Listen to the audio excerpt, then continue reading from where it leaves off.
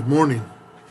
I'm going to finish up chapter 12, talk about some specific mating systems in the animal kingdom, and then move to talking about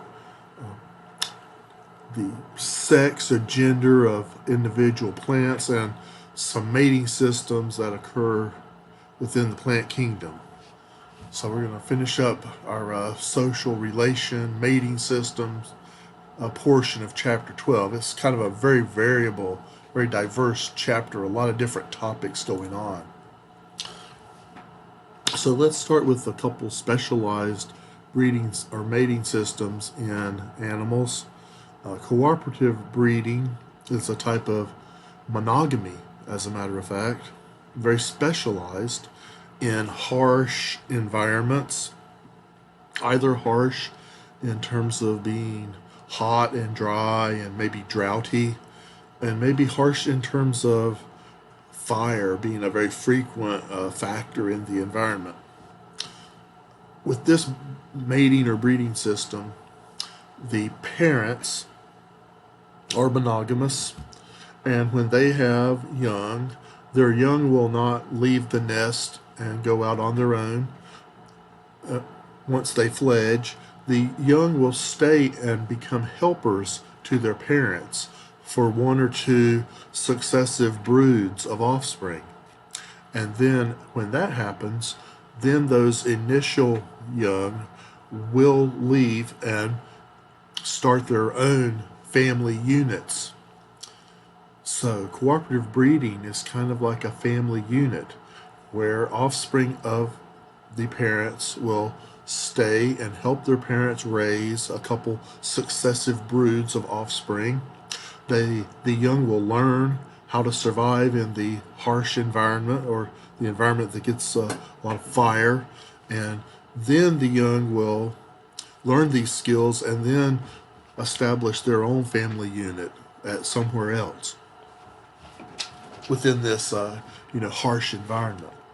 So the red cockaded woodpecker lives in a harsh environment with frequent fire, which is called the longleaf pine ecosystem of the southeastern United States. The Florida scrub jay occurs in the harsh, hot, dry scrub environment in Florida, mainly central Florida. Both of these birds are actually endangered species because of the loss, primarily the loss of their habitat. Brood parasitism is observed in a few other groups of animals than just birds, but it involves one species enabling another different species called the host to raise their young. The parasite gives no care to its offspring and allows the host to raise and care for its offspring. So you see two examples of different species of birds that are called brood parasites. The bottom example is a cowbird. The solid black bird is the cowbird. The brownish bird on the right is a sparrow that is feeding it. So cowbirds are brood parasites.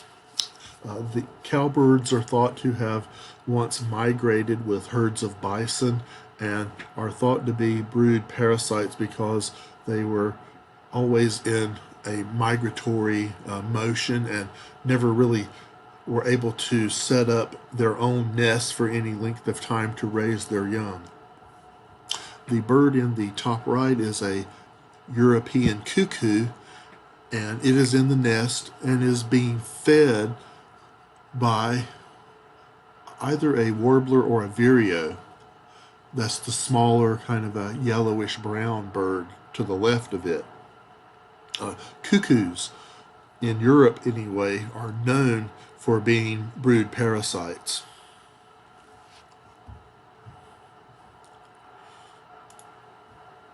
Let's turn our attention to plants. And let's first talk about what can the gender of a plant be? And then let's talk about what are some breeding systems in plants. Okay, most plants, somewhere between 85 to 90%, are hermaphroditic. That means they are bisexual.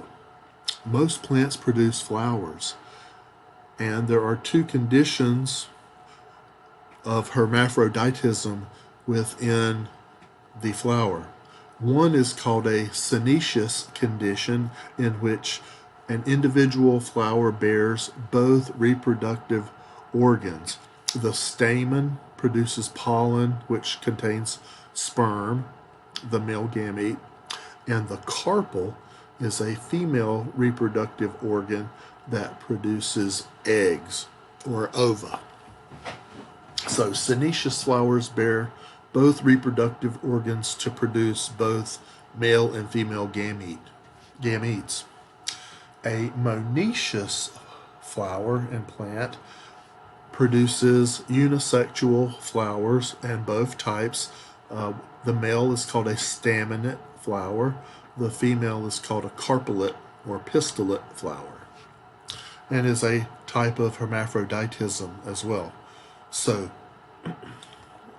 the alder shrub, ALDER, is a woody plant that is monoecious.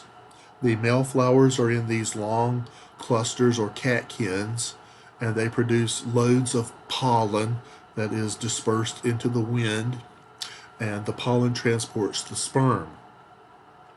These little things that look like pine cones are the clusters of pistillate or carpellate flowers on the alder, and they produce eggs that may be pollinated by this wind-borne pollen. Typically, the male flowers on alder release their pollen before the female flowers become able to accept it. So alder tends to not pollinate itself. That's a breeding system. The cactus, this is actually a cactus flower. It produces a carpel. Here it looks like a multi-rayed starfish, and then all of the little yellow anthers are part of the total number of stamen that are surrounding it. So you see these white petals, you see the yellow stamen, and then the yellow stigma that's part of the carpel. So the cactus flower here, it's a night blooming cactus that's pollinated by fruit bats. This cactus is a synoecious plant bearing, each flower bears both reproductive organs. There's a third type of gender in plants that we'll talk about, and that's called plants that are dioecious or separate sex. So in holly plants, there are separate male plants. The upper photo, the flower here only produces stamen, which contain pollen, inside of which is the male gamete sperm.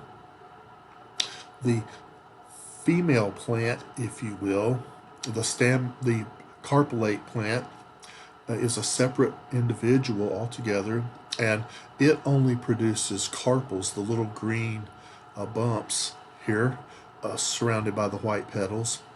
It does not produce any pollen.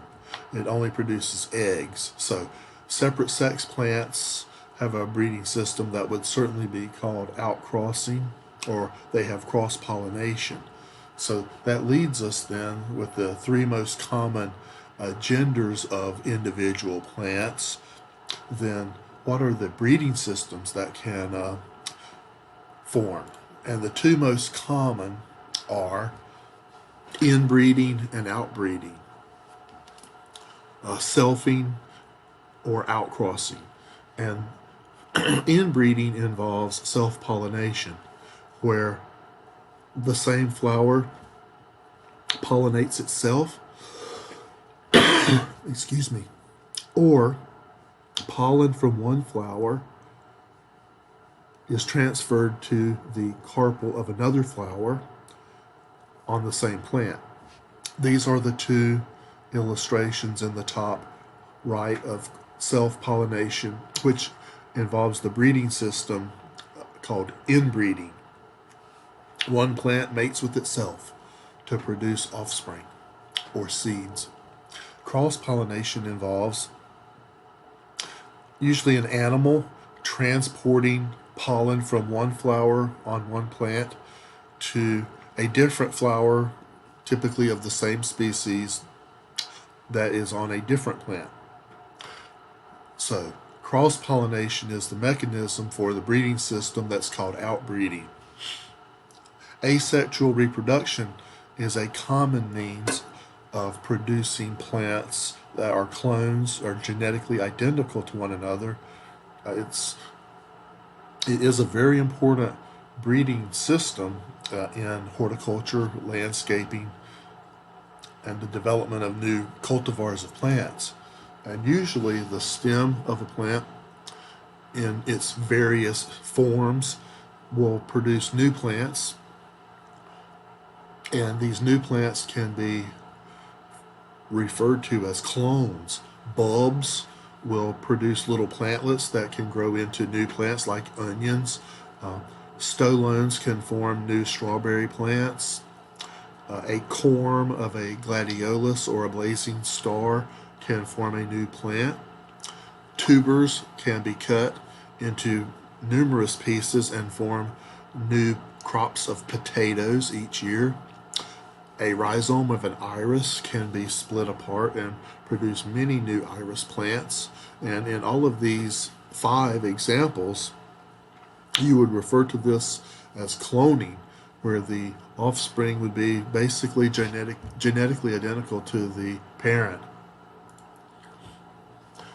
In the breeding system that's called outcrossing, you have cross-pollination as your mechanism. And if you have pollen being transferred from parent 1 to parent 2, the offspring should inherit a more variable set of alleles. If parent 1 inbred, its offspring would only inherit the capital A, the dominant A allele. If parent 1 outcrossed with parent 2, then the offspring would inherit not only the dominant A but also the recessive A from parent 2 and would have a more genetically variable genome. So outcrossing via cross-pollination does provide for more genetic variation in the offspring.